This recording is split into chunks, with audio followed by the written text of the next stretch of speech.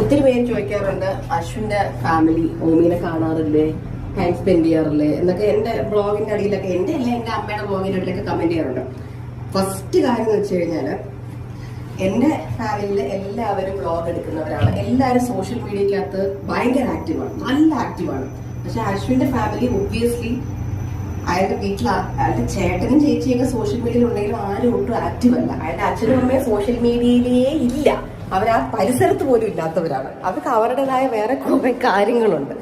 നമ്മളാണ് ഞാനും എന്റെ ഫാമിലി അഫ്കോഴ്സ് നമ്മൾ വർഷങ്ങളായിട്ട് മീഡിയയിലുള്ളവരാണ്, സോഷ്യൽ മീഡിയയിൽ കിടന്നിങ്ങനെ കറങ്ങുന്നവരാണ്. അപ്പം നമ്മൾ നമ്മുടെ പല കാര്യങ്ങളും ലൈഫ് നടക്കുന്ന അപ്ഡേറ്റ്സ് നമ്മൾ സോഷ്യൽ മീഡിയയിൽ കാണിക്കാറുണ്ട്.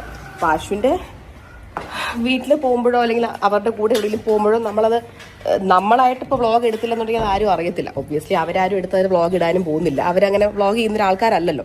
അപ്പം അങ്ങനെ കുറേ പേര് അറിയാതെ പോകുന്ന ചില കാര്യങ്ങളുണ്ട്.